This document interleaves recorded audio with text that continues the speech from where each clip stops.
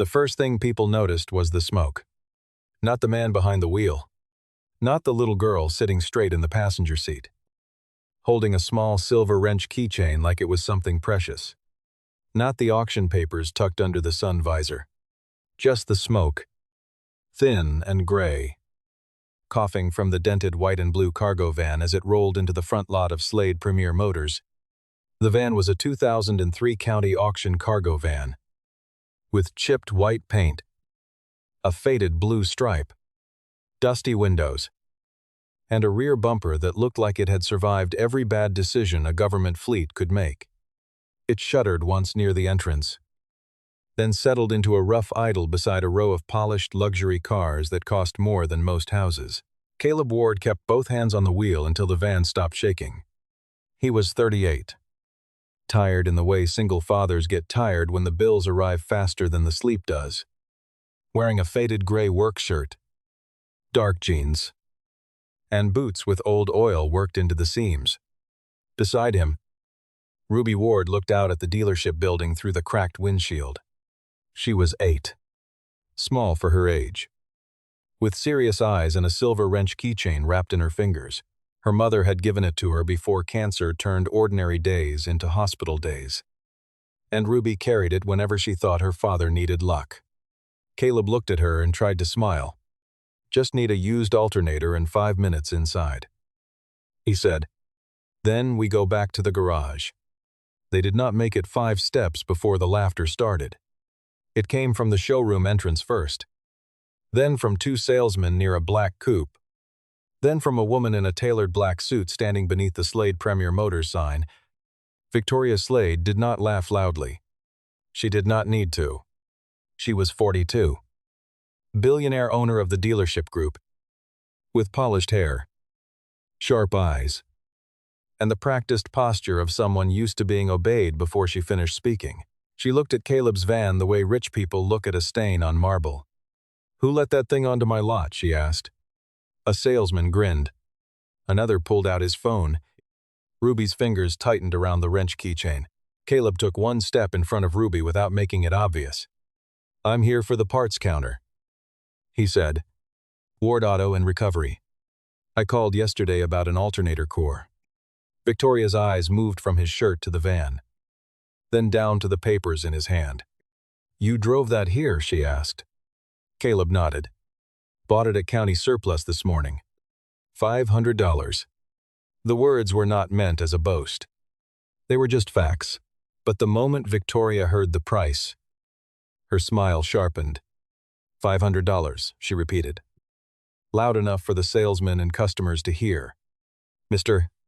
Ward, that is not transportation. That is a county's last apology." The salesman laughed because she wanted them to. A customer near the showroom window turned to look. Ruby stared at the ground. Caleb felt the old heat rise in his chest. The kind that tells a man to defend himself because his child is watching. But he swallowed it. Pride had cost him enough in life. He had bought the van because his pickup had finally died. Because he needed to haul tools. Because Ruby's squirrel was 7 miles from the garage. And because $500 was the difference between moving forward and standing still. Victoria stepped closer to the van and waved one hand in front of her face, though the smoke had already thinned. "I will give you $200 to drag it off my property before it lowers the value of the cars around it." Caleb did not answer right away. His eyes had moved past Victoria's face to the chipped blue stripe on the van's rear quarter panel. Under the peeling paint, half covered by old adhesive and road dirt, was a small metal fleet tag. Most people would have missed it. Most people were busy seeing dents. Caleb saw the edge of stamped letters. SMR. Beneath it, almost hidden by corrosion. T. Seitsemantoista. His expression changed so slightly that only Ruby noticed. Victoria saw him looking and mistook silence for shame. "Did you hear me?" she said. $200. It is more than scrap would offer. Caleb looked back at her. "No. Thank you." The dealership lot got quieter. Poor men were allowed to be embarrassed. They were not expected to decline a rich woman's mercy. Victoria tilted her head. You are refusing charity. Caleb folded the auction papers once and slid them into his back pocket. I am refusing an offer for something you have not looked at closely. That made one salesman laugh again. Victoria smiled like she had found the funniest part of the morning. Mr. Ward. I am looking at it right now. Caleb glanced once at Ruby. Then at the van. No, he said softly. You are looking at the rust. If you have ever watched someone get judged by what they could afford, stay with this story. Tell me where you are listening from. Because that $500 van was not just an old piece of county junk. What Caleb saw under the chipped paint would soon make the same people laughing at him fight to get it back. Victoria's smile faded. Not because she believed him, but because his calm was harder to enjoy than embarrassment would have been. Move it, she said to one of the salesmen. If Mr. Ward wants to worship scrap metal, he can do it somewhere that does not have my name on the building. Caleb nodded once. I'll get the alternator and leave. Victoria turned away as if dismissing a servant. Ruby stayed close to her father as they walked inside. The parts counter clerk, who had heard enough from behind the glass partition to look uncomfortable, handed Caleb a used alternator core in a cardboard box. Caleb paid in cash. Counting bills carefully, Ruby watched the salesman outside, taking pictures of the van. Dad, she whispered. Did we make a mistake buying it? Caleb picked up the box and looked down at her. He wanted to give her a quick answer. Something strong and clean. But fatherhood had taught him not to lie when a child already knew the truth was complicated. Maybe, he said, but old things only look useless to people in a hurry. Ruby's fingers touched the silver wrench keychain. Caleb heard Melissa's voice when he said it. His wife used to say that when he brought home broken tools, dented cabinets, cracked lamps, things other people threw away before asking what they could still become. Melissa had been gone 4 years. But some sentences stay in a house longer than furniture. They left the dealership without looking back, but the van did not leave quietly. It coughed once at the exit, lurched onto the road, and made Ruby hold the dashboard with one hand. Caleb listened through the rattle. The engine was tired, but not hopeless. The suspension groaned. The rear doors clapped against old seals. And somewhere behind the sidewall there was a dull, metallic thud that did not match loose tools or empty shelves. He heard it again when they hit a pothole 3 blocks later. Ruby looked at him. Was that bad? Caleb kept his eyes on the road. Maybe interesting. Ward Auto and Recovery sat behind a row of tired storefronts on the edge of town. A 2-bay garage with a faded sign. A coffee maker that only worked when it wanted to. And a calendar still turned to the month Melissa died because Caleb had never found the heart to throw it away. The place was behind on rent by 2 months. But it was clean in the way working garages are clean tools where hands could find them. Oil stains that told the truth. And every customer key tagged carefully on a pegboard. Caleb parked the van beside Bay 2. Ruby hopped down with the keychain in her fist and watched him circle the vehicle. He started with the obvious. The van had dented panels, a tired battery, old county service stickers, and mismatched tires. The rear cargo space smelled like oil, cardboard, hot dust, and years of carrying things nobody wanted to remember. Caleb removed loose debris, first a cracked traffic cone, 2 torn moving blankets, an empty plastic bin, and a bundle of old tie-down straps. Then he stopped. The plywood floor was bolted down in a pattern that made no sense for a normal cargo van. The bolts were too evenly spaced, too heavy, and too old to be from a recent repair. He knelt and brushed dust away with his thumb. Under the plywood edge, a reinforced metal bracket disappeared into the floor. Ruby crouched beside him. Is that bad? Caleb shook his head. No. He took out his phone and photographed the bracket before touching anything else. That was one of the differences between a mechanic and a scavenger. A scavenger pulls until something breaks. A mechanic records what the machine is trying to say, Caleb had spent years doing small jobs for collector garages when Ward Auto was slow, helping remove parts from old race trailers, transport vans, and forgotten storage units. He had seen factory transport brackets before, the kind used to secure crate assemblies that could not shift even an inch. They were not installed to carry office chairs or road cones. He removed one bolt, then stopped again. Behind the left rear sidewall, when he tapped with a plastic handle, the sound changed. Hollow at the top, dense at the bottom. He tapped the opposite side. Normal. He tapped the left side again. Dull. Boxed. Hidden. Ruby's eyes widened. There's something in there. Caleb looked at the van's rear wall and then at the faded fleet tag he had photographed in the dealership lot. S.M.R.T. Shutton. He wiped his hands on a rag and opened an old laptop on the workbench.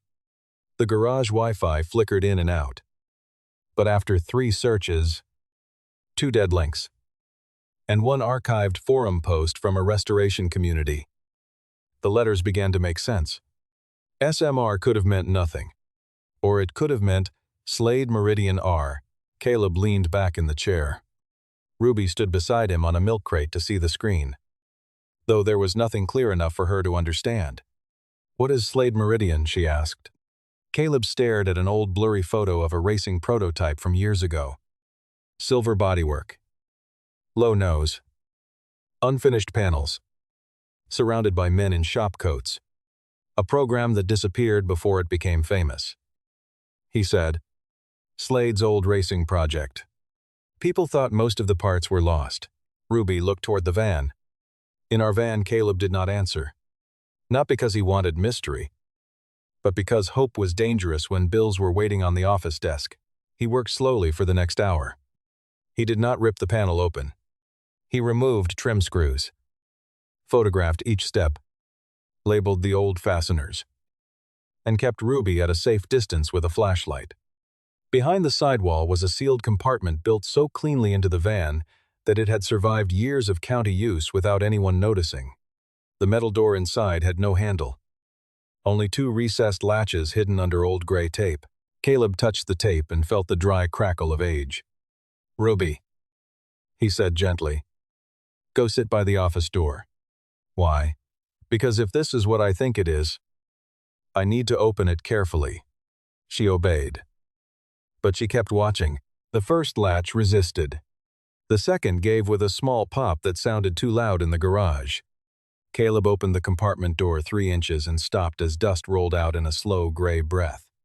Inside, under a layer of old packing material, sat the corner of a metal crate. Not a toolbox. Not county equipment. A crate.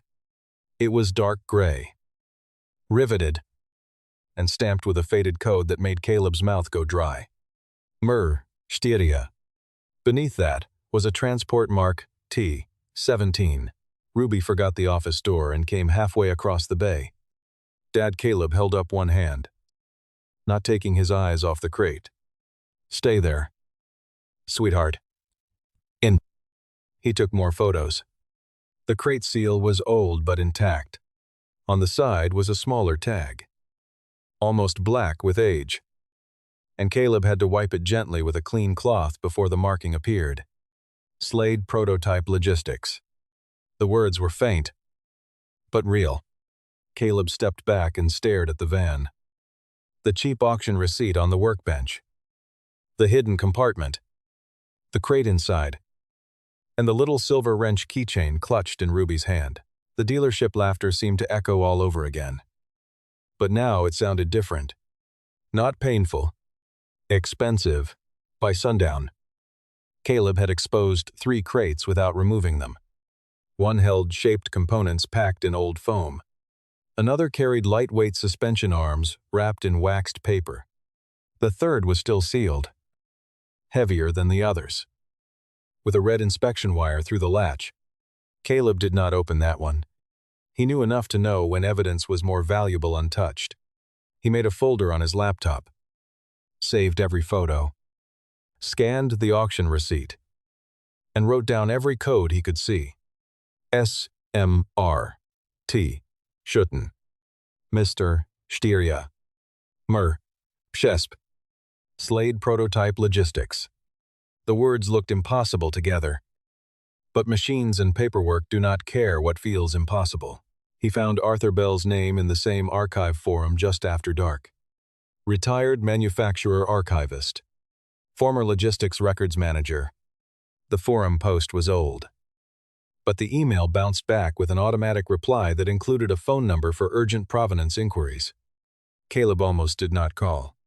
Men like him learned not to bother important people unless they were sure. Then he looked at Ruby asleep in the office chair, her silver wrench keychain still in her hand. And he called. It went to voicemail. Caleb left his name, his number, and the crate codes. His voice sounded strange in the quiet garage. I bought a 2003 county auction van today, he said. I think it may be transport unit T17.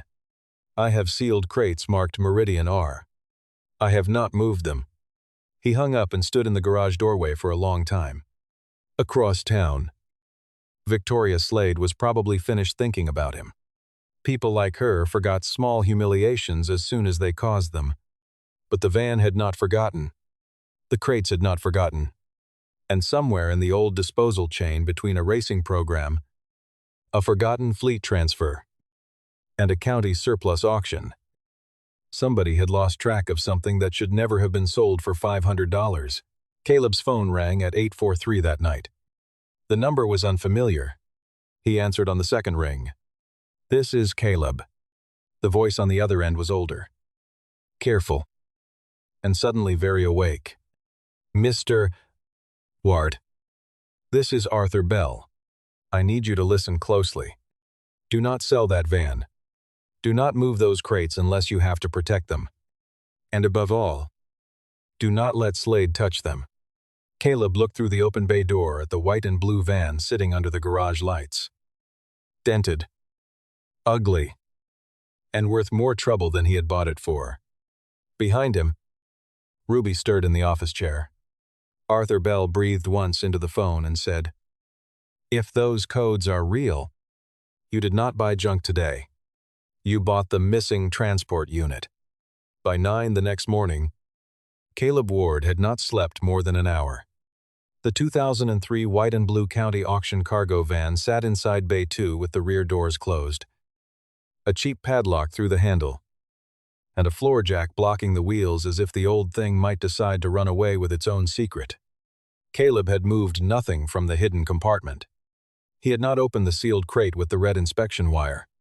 He had not cleaned the markings until they shined. He had only photographed, documented, and waited.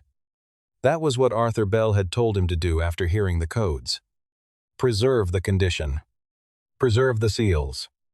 Preserve the chain of custody. Even if the only chain Caleb had was a county auction receipt, a dated phone folder. And common sense earned the hard way. Ruby came into the garage office wearing her school backpack and holding the small silver wrench keychain in her fist. She had slept on the old couch after Caleb carried her there near midnight. But children notice more than adults think they do. She looked through the office window at the van. Is the lady from the dealership going to come back? She asked. Caleb closed the folder on his laptop. Maybe. Ruby's face tightened. Because she wants it now. Caleb nodded slowly. Because she laughed before she looked. Ruby thought about that. Dad. Why do people laugh at things before they look? Caleb took her backpack from the chair and helped her put it on. Because looking takes patience. He said, Laughing is faster. The first call from Slade Premier Motors came at 9:17. Caleb let it ring twice, then answered on speaker while he packed Ruby's lunch. The voice was not Victoria's. It was a salesman named Garrett, trying to sound friendly and failing. Mr. Ward. Miss. Slade would like to resolve yesterday's misunderstanding. She is prepared to offer you $10,000 for the van as is. Immediate payment. No question. Caleb looked through the office glass at the dented side panel and the faded blue stripe. Yesterday. Victoria had offered $200 to drag it away. Today, 10,000 had arrived before coffee. No, Caleb said. Garrett paused. Maybe I did not explain. This is a very generous offer for a $500 surplus van. Caleb picked up Ruby's lunch bag. You explained perfectly. Then he hung up. The second call came while Caleb was driving Ruby to school in his neighbor's borrowed pickup. This time the offer was $50,000. The third call came from a number labeled Slade Premier Administration. And the voice belonged to Nora Kim, the junior title clerk Caleb had seen once at the parts counter months before. She sounded nervous enough that he pulled into the school parking lot before answering fully, quote, Mr. Ward. Nora said, I am supposed to tell you that Slade Premier Motors may have a prior ownership interest in the van and that you should return it until the matter is reviewed. Caleb watched Ruby step out of the truck, then turned back to look at him.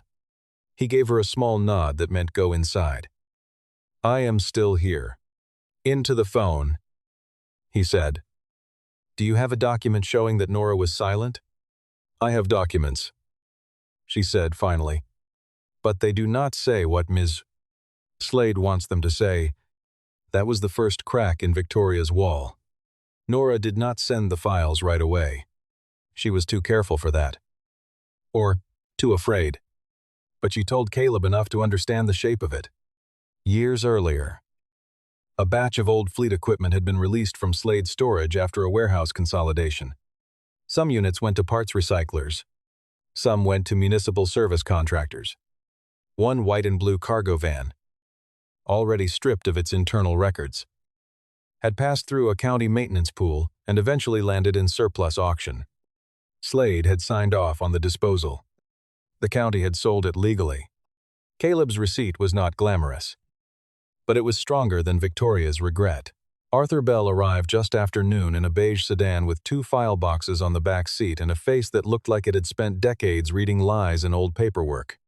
He was 67, gray-haired, slightly stooped, and sharply dressed in the plain way retired experts dress when they no longer need to impress anyone. He stood at the open garage door looking at the van for almost a full minute before speaking.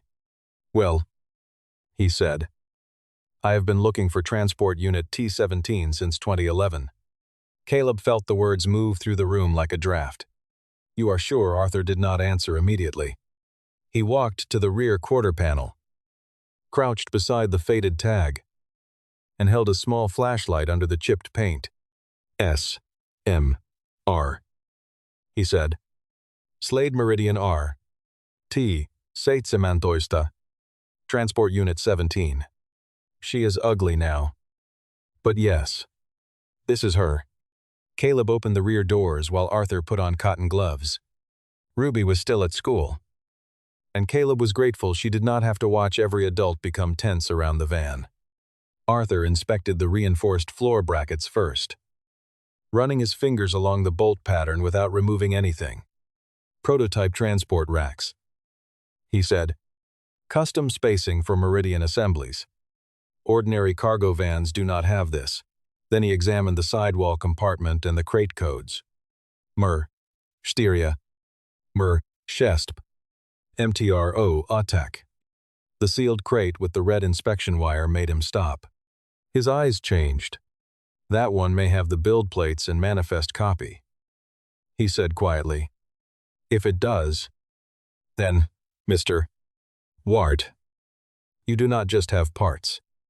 You have provenance. The word sounded expensive, but Arthur explained it simply. Collectors did not pay for metal alone. They paid for proof. A prototype intake manifold could be just an old part without a record.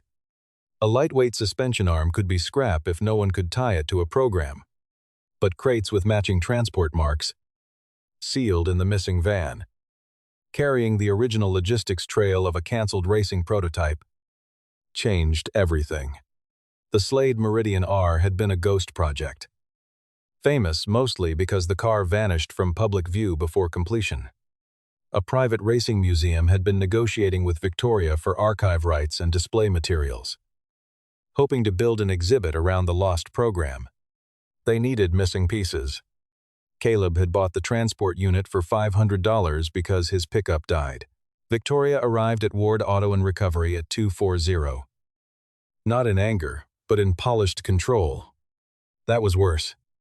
She came in a black SUV with Garrett and another executive, stopping just outside the open bay, as if the cracked pavement might dirty her shoes. "Mr. Ward," she said. "This has become unnecessarily complicated." Caleb stood between her and the van. Arthur sat at the workbench with photos spread in front of him. "It became complicated before I bought it," Caleb said. Victoria's eyes moved to Arthur, and recognition flickered. "Arthur Bell." Arthur nodded once. "Victoria." Her smile tightened. "I would have appreciated a call before you involved yourself in company property." Arthur glanced at the auction receipt on the workbench. "That is a bold phrase for something your company released." Victoria's controlled face hardened. "We are prepared to compensate, Mr. Contact Ward, generously for the return of the van and any historical material mistakenly left inside." Caleb said nothing. Arthur said nothing. Silence forced her to fill it. $100,000. Caleb looked at the van, at the crates, then at Victoria. Yesterday it was $200 to drag it away. Garrett looked at the floor. Victoria's jaw shifted. "Yesterday I had incomplete information." Caleb nodded. "That is what happens when you laugh before you look." For the first time, Victoria had no clean answer.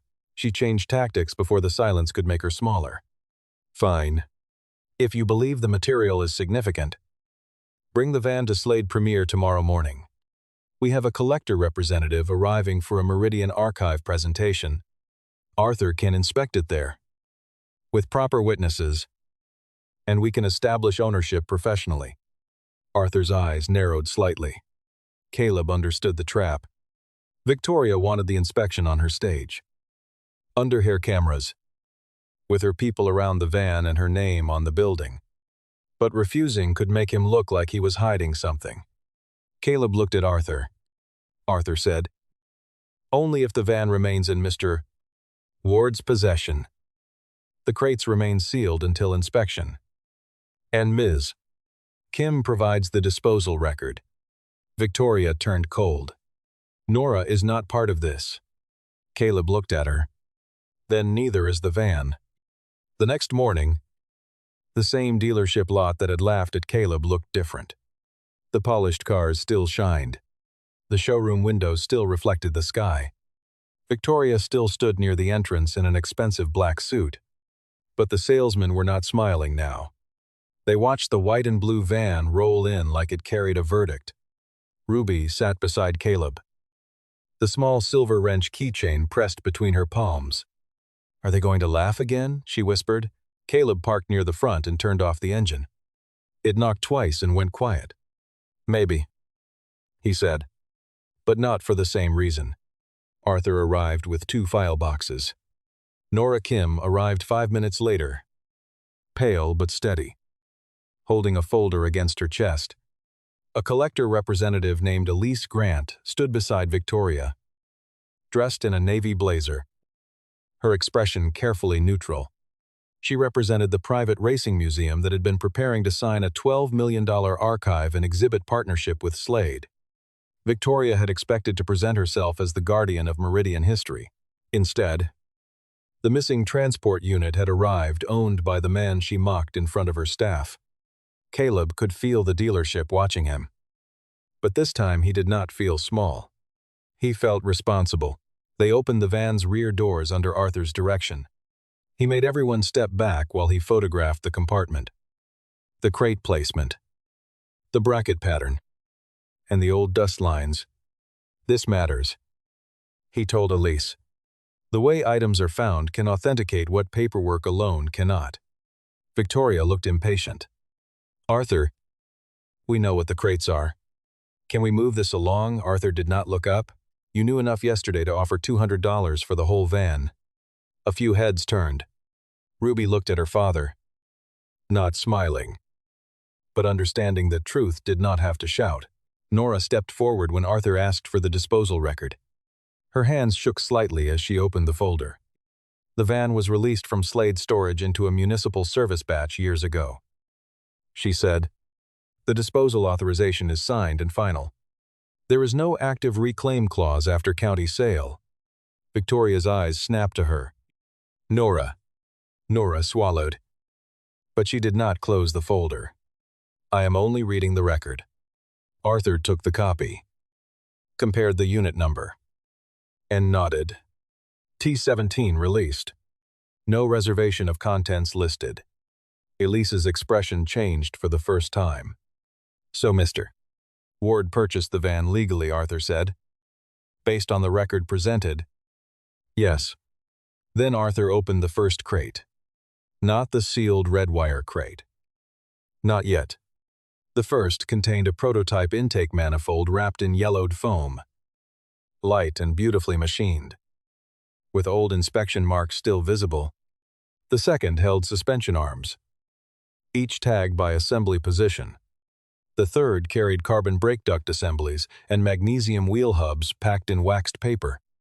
Caleb did not understand every part's market value, but he understood workmanship, and the workmanship made the dealership's polished showroom behind him look shallow.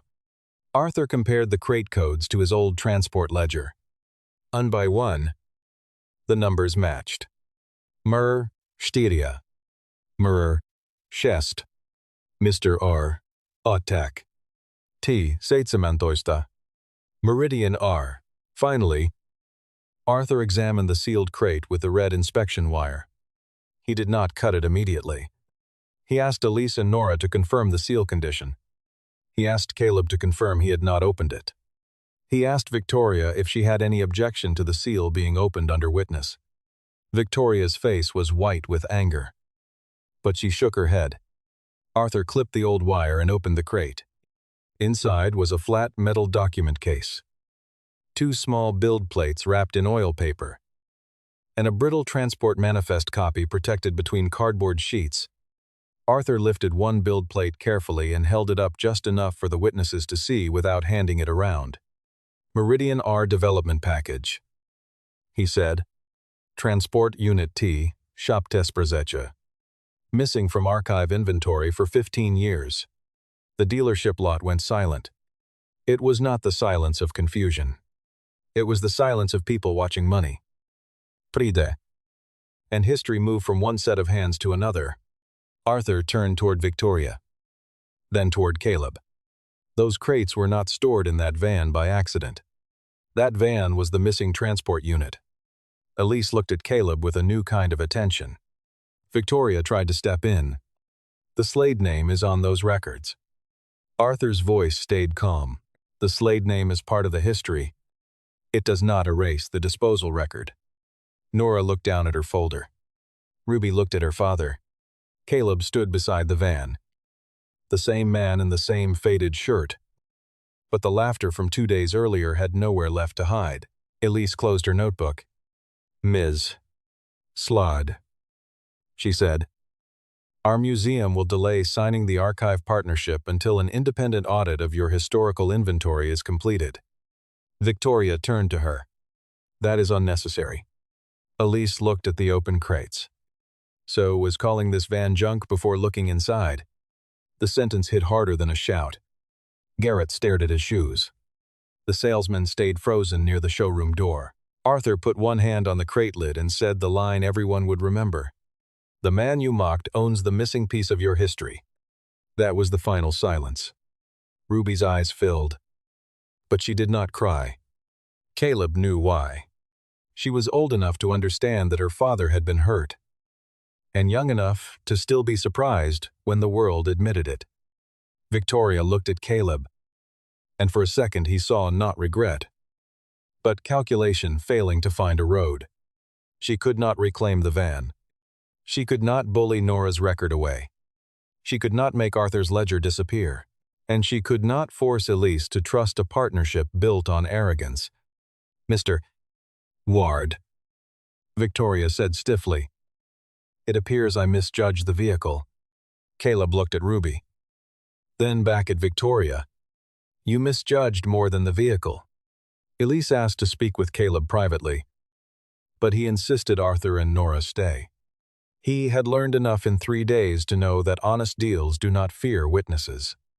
The museum's initial offer was $2.1 million for the documented parts package, the sealed provenance material, and the van itself as the original transport artifact, pending final legal review and escrow. Caleb did not pretend the number was small. He sat down on the edge of the van's cargo floor because his knees had gone weak. Ruby climbed in beside him and slipped her small hand into his profit. "Dad," she whispered. "That is a lot of alternators." Caleb laughed then, the first real laugh in days, and covered his mouth with one hand because the feeling almost broke him. He did not sign immediately. He took the papers back to Ward Auto and Recovery. Arthur gave him the name of an attorney who handled collector provenance. Nora sent certified copies of the disposal record through proper channels before Victoria could change her mind about allowing access.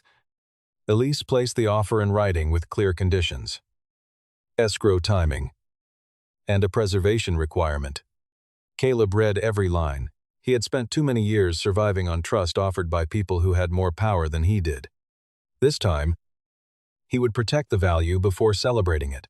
2 weeks later, the money was not the first thing that changed. The garage lights were. Caleb replaced the buzzing fixtures in Bay 1 and Bay 2. Then he paid the back rent. Then he fixed the heater before winter could turn the office into a refrigerator again. A small sign went up near the desk: Ward Auto and Recovery Provenance Inspection by Appointment. He did not become a different man. He still swept the floor at closing. He still packed Ruby's lunch. He still wore the faded gray shirt until Ruby told him it was beginning to lose the argument with the washing machine. Victoria Slade's consequences were quieter, but not painless. The collector partnership did not disappear forever, but it moved beyond her direct control. The Slade board ordered an independent audit of all historical inventory and disposal records. Elise's museum issued a statement crediting the recovery of the Meridian R transport package to Caleb Ward and Ward Auto and Recovery. Victoria's name remained on buildings and signs. But for once, the story did not belong to her. Nora Kim left Slade Premier Motors 3 months later and took a records management job with the museum.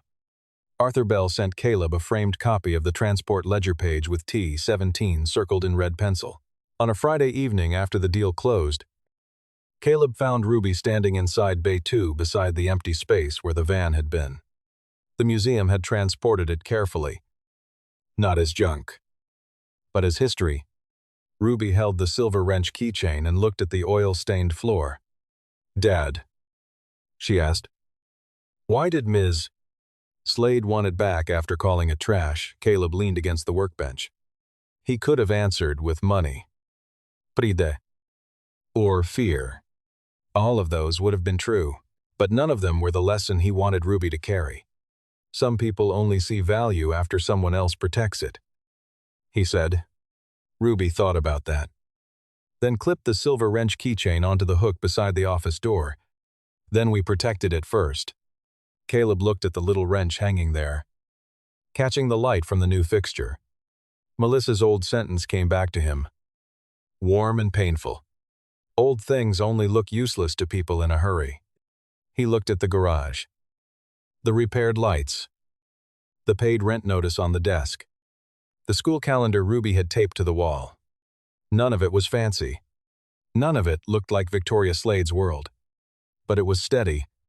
It was theirs. Ruby slipped her hand into his and leaned against his side.